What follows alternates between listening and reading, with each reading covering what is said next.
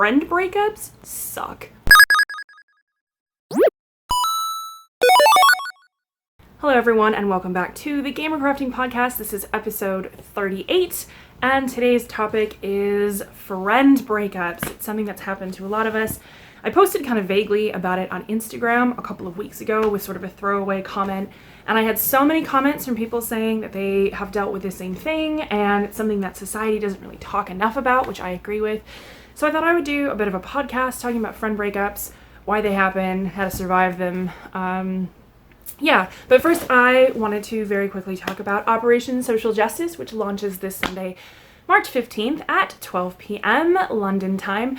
As you can see, I am wearing my fabulous Operation Social Justice shirt. We have the swag up on Redbubble. The updated art was done by Sarah, of course. It's up on Redbubble, and all of the proceeds that we get from that Redbubble we will give straight to the Albert Kennedy Trust, which is one of our named charities. So if you are interested, I will put the link down in the comments to the Redbubble, and I will also put the link to the Operation Social Justice page where you can see sneak peeks and or the actual finished things of what people will either be selling or raffling in order to raise money for their chosen charities. We have about 180 different businesses, vendors taking place, and those are people who make yarn, they're people who design patterns, people who make stitch markers, notions, project bags, so on and so forth.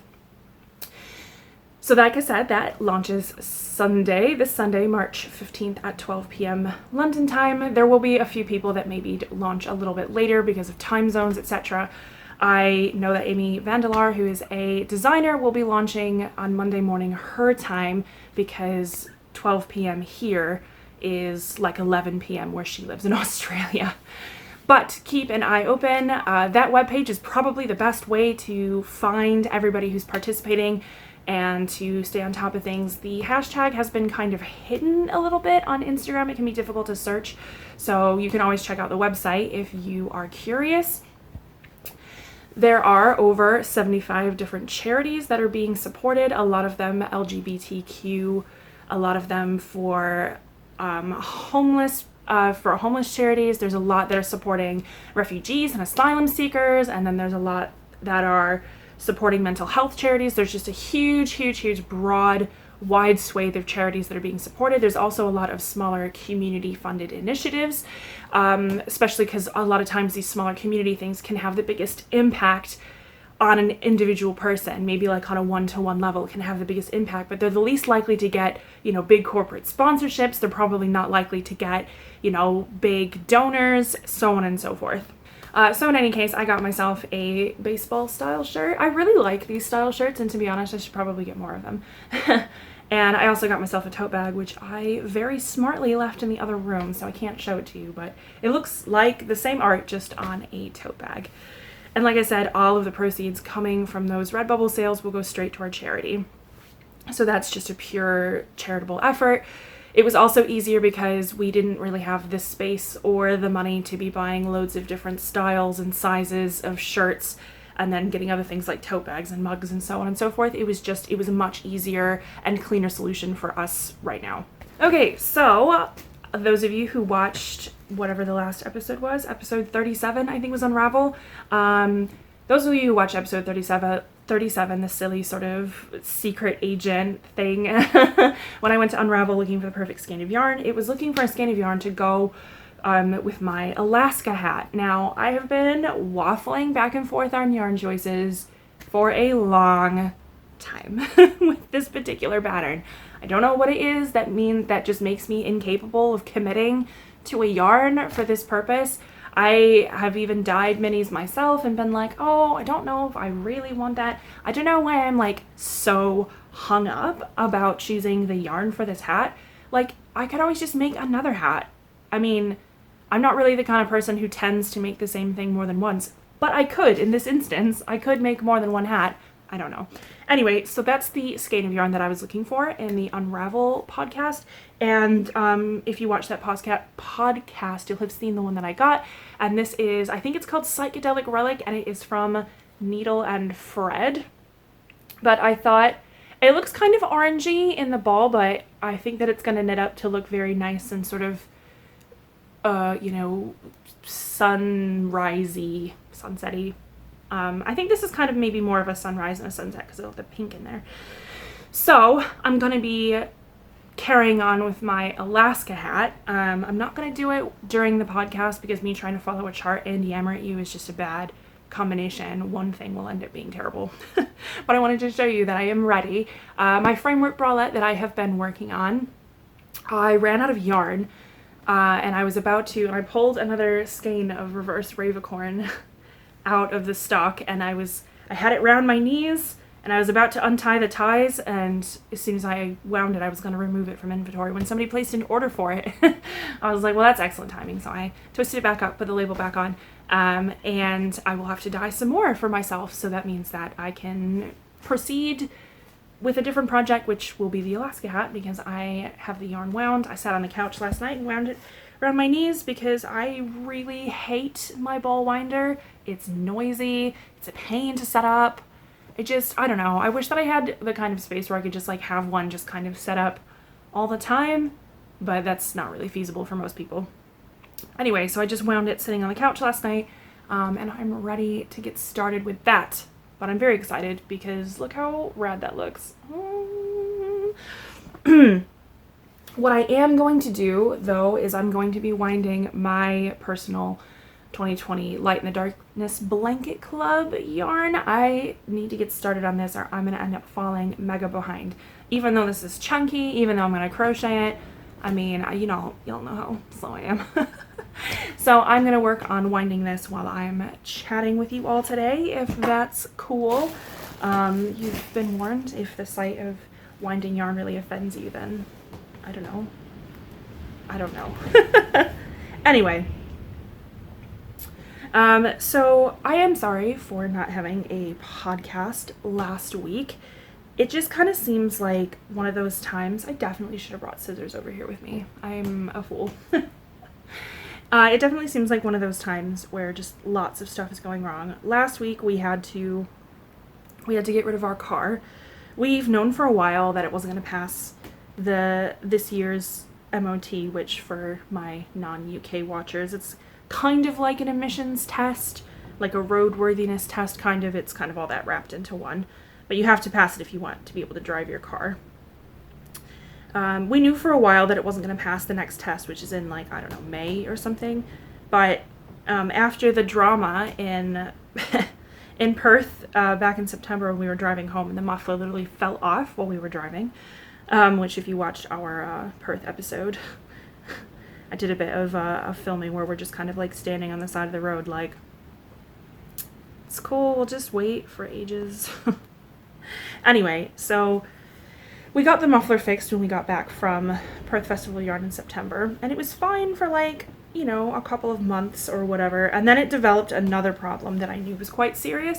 It was the wheel bearing on the passenger side, and if you continue to drive your car with a wonky wheel bearing, it can cause a lot of problems, and it can, like the friction can sort of fuse parts of your car together, which is horrifying. So it was just time, like it would cost way too much to fix it, given that we would only be able to drive it for another 6 or 8 weeks or whatever.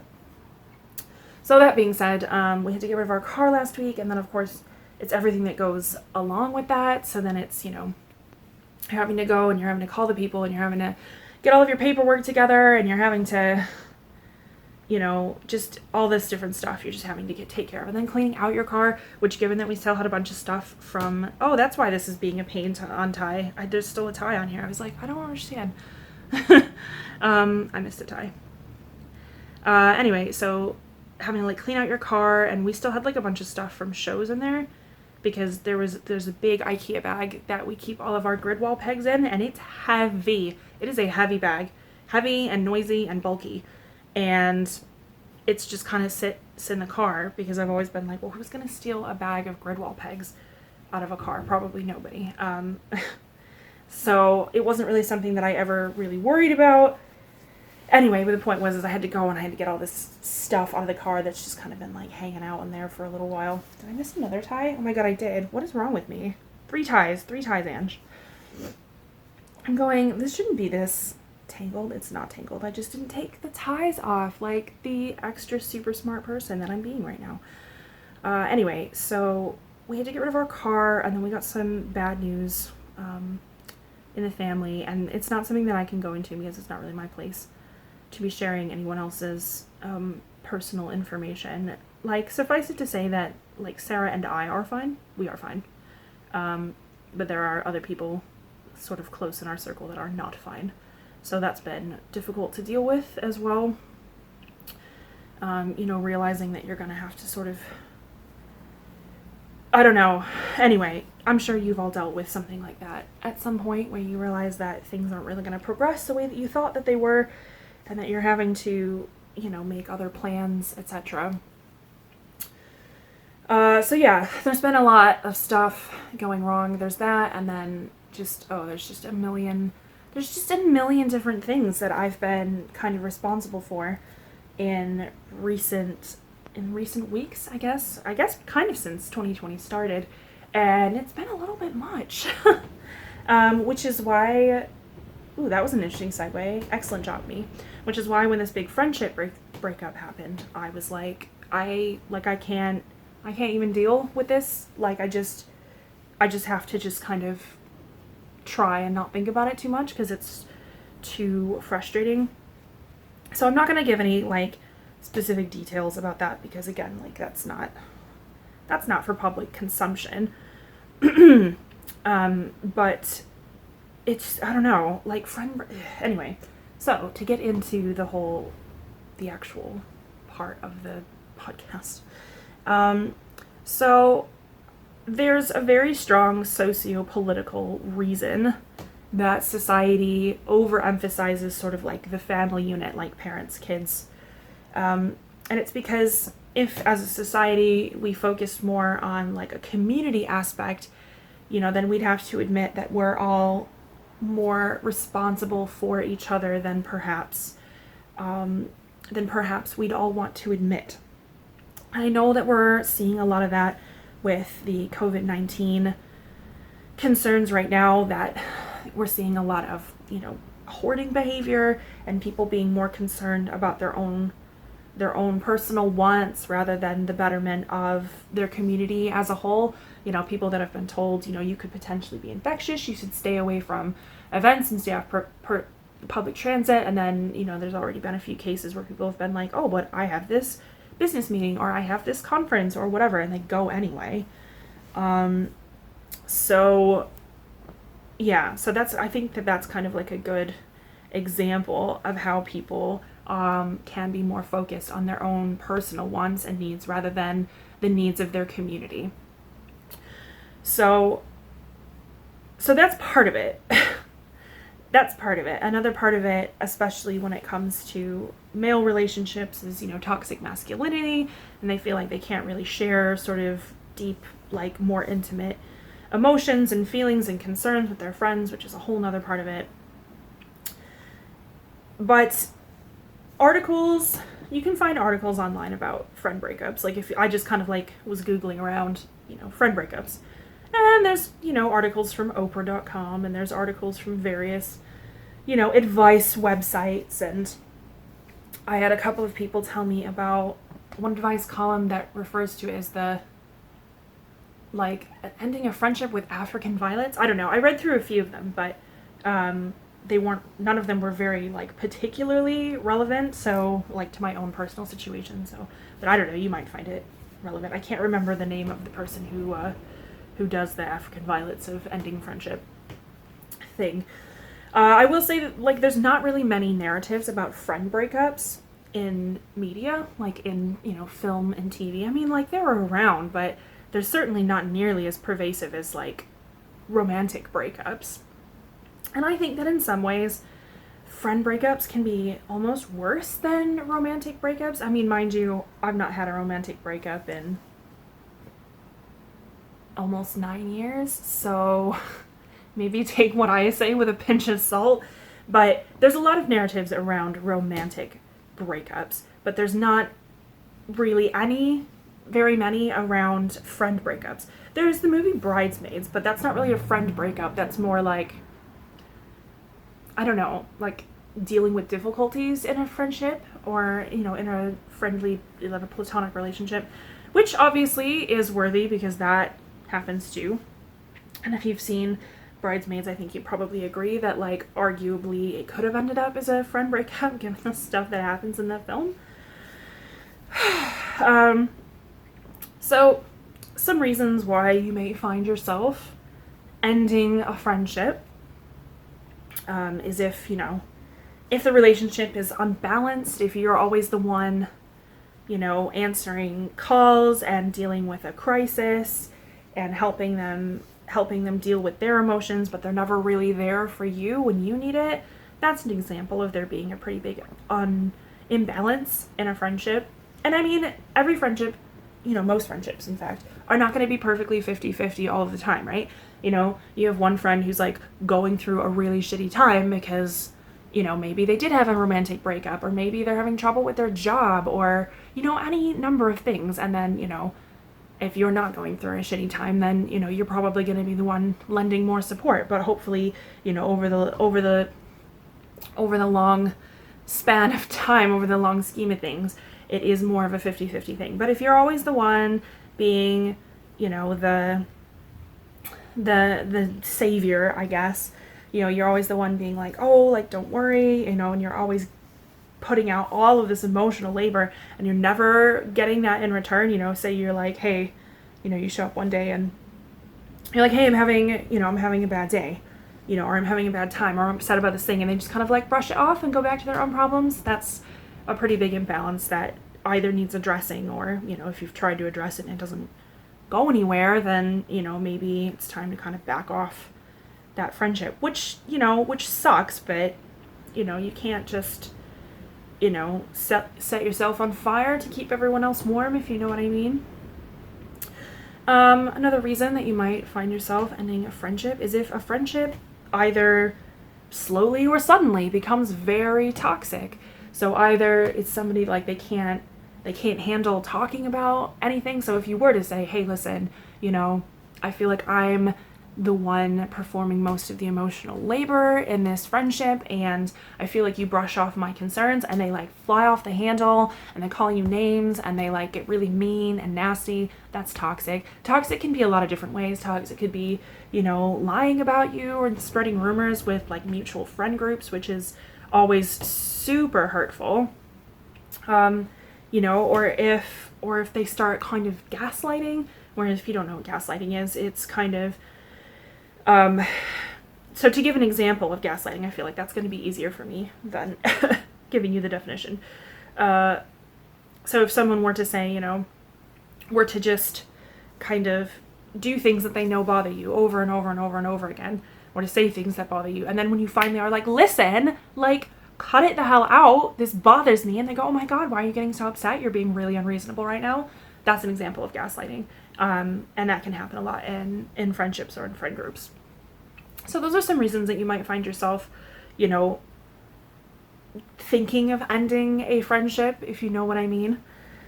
And it's unfortunate, but it's, you know, it's unavoidable, I think, whether you're young and having to deal with it, or whether you're an adult and having to deal with it. It sucks either way. So I'm going to kind of talk about one of my own experiences with a friend breakup. This isn't the most recent one because I'm still kind of like processing that in my brain, and I don't really feel like that would be appropriate. But so I had this friend, let's call her June. Obviously, June is not her real name.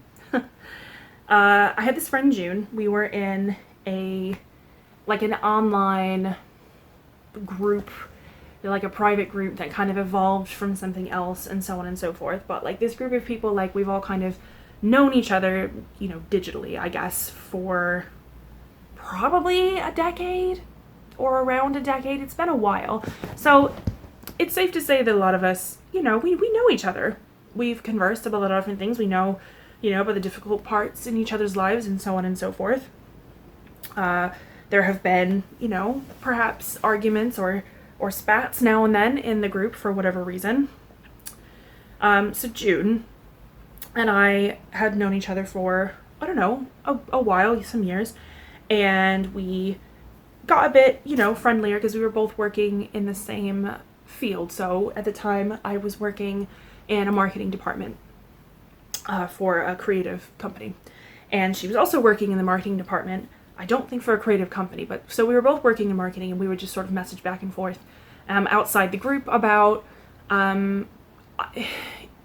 like, just, what do you think of this service? What do you think of this service? What have you found about this? Did you see this article talking about algorithm changes? Stuff that's, not super personal.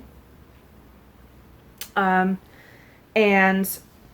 so on and so forth. Sorry, let me just get rid of that message that just popped up. And, over time we got, friendlier and friendlier over the span of probably 6 months or a year, to the point where we were talking almost every day. We would chat about, oh my God, there's this person that I work with and they're driving me crazy. Like, they're really dismissive of my ideas, and then they bring up my ideas in a meeting and, pass them as their own, this kind of stuff.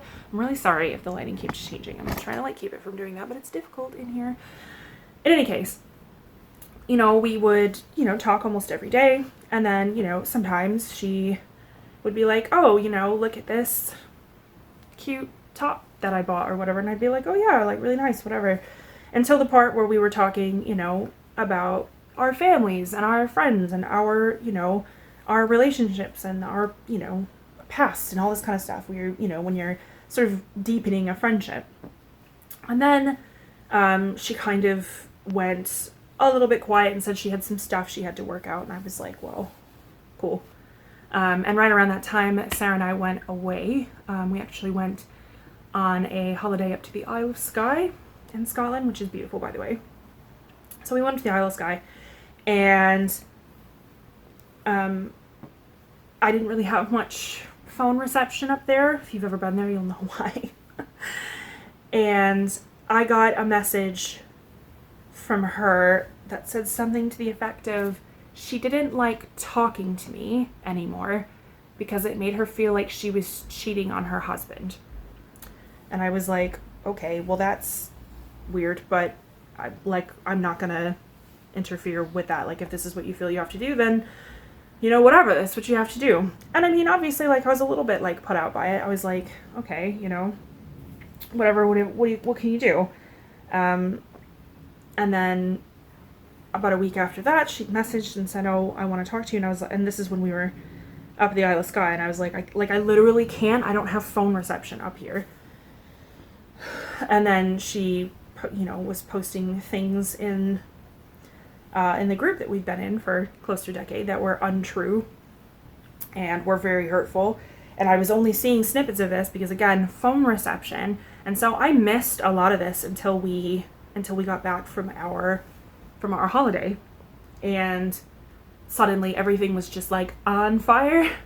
And I found out that she had done this to a few different people, and I don't really know what the whole deal was. I don't know why any of this happened, but the point was that it was somebody that I used to talk to on a daily basis that I thought we were, getting to be quite good friends, and then all of a sudden, she just kind of blew up the friendship for whatever her own personal reasons were, whatever. I think a lot of times when this stuff happens, personally, when it happens, it's because people have something going on in their own life, whether they're having issues with their romantic partner, or whether they're having issues with their family, or they're stressed at work, or whatever. It can manifest in these weird ways, and humans are known for projecting, so which isn't a super healthy thing, but I mean, we've probably all done it at one point or another. So I think that's a lot of times sort of the background information with friend breakups that seem to come out of the blue, where you're like, oh, well, I thought that we were on a pretty even keel, and then suddenly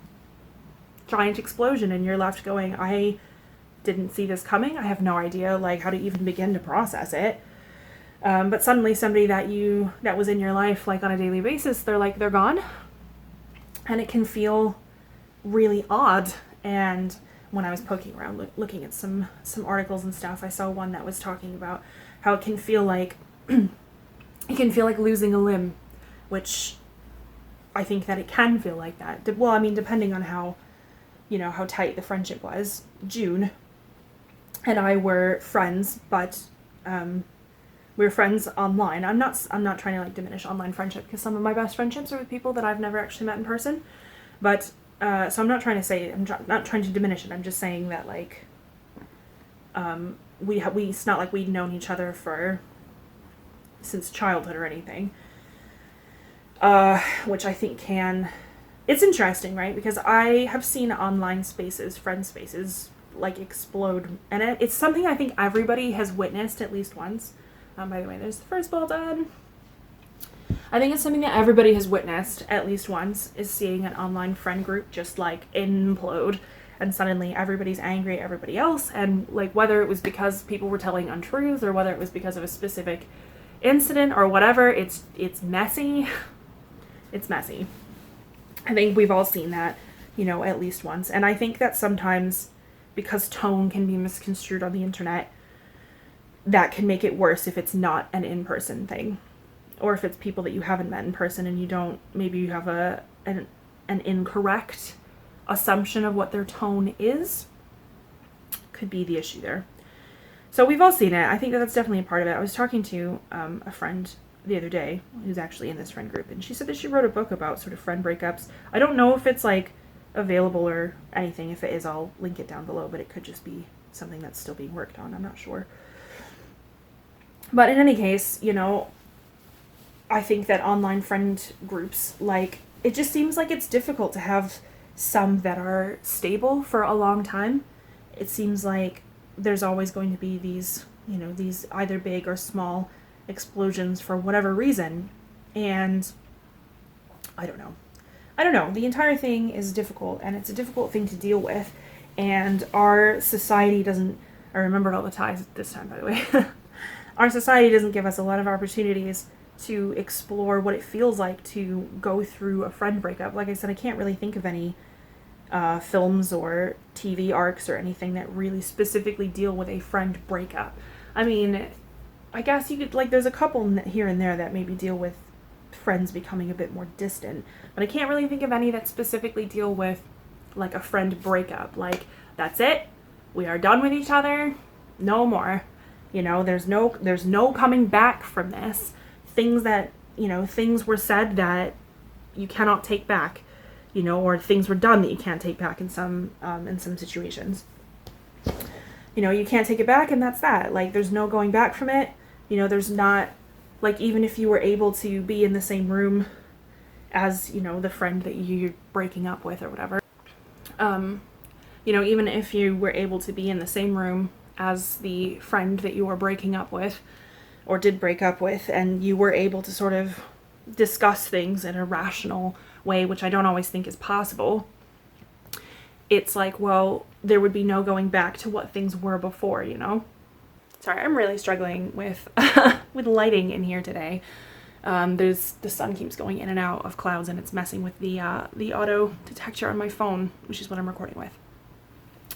Anyway, so I think that a lot of times, even if you were able to have a discussion with people, there would be no going back to what the friendship used to be, because the things that were said, like, even if apologized for, like, that's going to stick around in your head, and you're going to think about it, and it's going to play on you, and it's going to run around in your head, and you're going to think, well, they must have thought all of these things about me if they're telling them to other people, or if they said it to me. They must have been thinking it for a while. That's not something that, people just come out of the blue with. And, sometimes once that's breached, there's just no going back. Once certain things are said, that's it, it's the same as, in a romantic relationship. So, like, in a romantic relationship, if, you and your partner get into an argument and they say, oh, your voice is really annoying. I don't know, I'm just trying to come up with something. Your voice is really annoying. Like, even if later on you sort it out and they're like, I'm sorry, I shouldn't have said that your voice is annoying. From then on, you're always going to be wondering, like, do they still think that my voice is annoying? Is this something that they've thought for a long time that they just happen to say in a moment of anger? And sometimes that can be the thing that destroys the relationship, is thinking about the mean and or untrue things that were said, and just being like, well, how many other people did they tell about this that I now have to try and like do damage control, or you know, or feeling like you have to defend yourself. Like that's another reason that it might be time to say goodbye to a friendship or a relationship is in general, is if you're always feeling like you have to defend yourself. Like I saw something on Instagram a few days after this happened, and it said, and I think it was what is he called? I think he's called the Blacksmith. I think he's the guy on Instagram who does the art with the big mylar balloons, the letters, and it said, you will be too much for some people, and those aren't your people. Which, I don't know, sometimes you read things and they kind of hit you a little bit like a brick. It's almost like a light bulb moment in your head, and you're like, right, yeah, those aren't my people. You know, if people think that I advocate too much for the rights of other people, then they're probably not my people. They're not people that I'm going to want to be around. They're not people that I'm going to feel safe with. So on and so forth. So, I don't know. I'm not really here to tell you exactly what you should or shouldn't do. Like, everybody's friend relationship is going to be different, and there are going to be some relationships that can be salvaged, you know, through a frank discussion, through, you know, dealing with that, but sometimes you can't for whatever reason, whatever the situation may be. There are certain lines that people have that once that line is crossed, then, you know, that's it. As far as kind of like getting over a friendship breakup, I think that, I don't know, it's kind of similar to getting over, you know, a romantic breakup. Like you've kind of, you know, you got to give yourself some time to like really process, and probably have a friend who's not involved maybe to do most of your venting to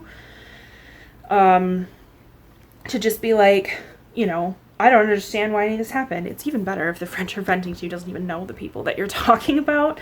But to just be like, you know, I don't understand why any of this happened. I don't get it, you know, whatever. Like, you've got to give yourself that time to process, and you've got to give yourself enough headspace to process. And because I think that friendship breakups are like undervalued in terms of what society thinks that we should be spending our mental energy on, because of that, people will kind of just be like, well, whatever, like you're a grown up, just get over it. And it's like, well, no, because it's difficult, you know. You know, shared a lot with somebody, and maybe you talk to them every day, and now that person's not in your life anymore. They're not, around to talk to. And so you've got to give yourself time to process. You've got to, sort of figure it out in your own head. You've got to decide for yourself what you want the next steps to be. Whether you want the steps to be, well, maybe we can be friends again, but not for a while, or whether it's like, no, lines were crossed and that's it. What's done is done. We all made our choices and, laid our lines in the sand, and that's it.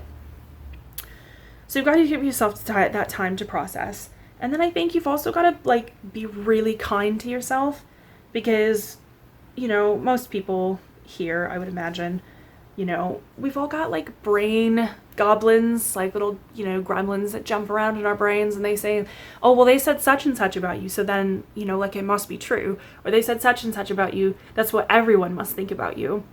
And it can really undermine your sense of self, and it can feel like a horrible betrayal. And you've got to give yourself time to process that, and you've got to be nice to each other. You've got to be nice to yourself. So, for me, it was taking a day to just sit on the couch and watch some movies and do some knitting and, play some video games, and just try not to think about it too much, while I let myself kind of just process through everything. And, and I know this is super trite, so forgive me for being super trite, but time does heal a lot. Every day that goes by, you'll feel a little bit less, like it's a brand new hurt, and I don't think it ever really does stop hurting. This thing with so-called June happened, God, what, 4 years ago, and it's still something that I think about from time to time. And that wasn't even somebody that I was like super besties with. She was just, you know, a friend in a group. But, you know, it just, I don't know, it's difficult. It's a difficult thing. And like I said, it can really undermine your sense of self. And I've had people messaging me privately on Instagram to talk about how friend breakups really messed with them, you know, and made them think badly of themselves and made them think that they're not worthy of friendship. Let me just say, like, you are worthy of friendship, you know. Just because one person got a bee in their bonnet about something and had to act inappropriately doesn't mean that you're not worthy of friendship. It just means that they had a bee in their bonnet, and like I said earlier, maybe it's because they have other things going on in their life. Maybe it's because, you know, they feel like they need to have a villain to focus on, because if they didn't have a villain to focus on, then they'd have to deal with stuff. They'd have to, like, really deal with whatever their real issue is, whatever the undercurrent in their life is that they're not wanting to deal with. Not wanting to get therapy for, you know, or not wanting to, you know, process and unpack. Sometimes it's unfortunate, but sometimes we can be the, you know, the collateral damage in them managing their own lives. And it sucks, but what are you going to do? The only thing that we can do is to try and keep being a good friend to people, and to just try to be kind to people, and to try to unpack our own stuff instead of unloading it onto our friends. And I'm not saying that we shouldn't talk to our friends if stuff's bothering us. What I'm saying is, like, we shouldn't, like, lash out and attack our friends if we're dealing with stuff, you know? And it's difficult, I get it, but, you know, it's something that we've all got to work on. In any case, I think I'm going to end it there for this week. About 3/4 of the way through this second ball of yarn. I think I'm going to end it there for this week. Thank you so much for watching. If you are going through or have dealt with a friend breakup, then I hope that this was helpful. I know it was a lot of just me kind of like waffling and being like, oh, I read this thing, and anyway, it's a difficult thing, and it can kind of make you feel like your world's crashing in, and it can take focus from a lot of things that might be more important. So, that said. With that said, please do check out Operation Social Justice, which launches this Sunday, March 15th at 12 p.m. I will drop the link into the description down below, so please do check it out if you haven't already. Please do help these amazing small businesses, support some amazing charities, and sort of inject the world with some positivity and some goodness. Thank you so much for watching. I will see you next week talking about guilty pleasures.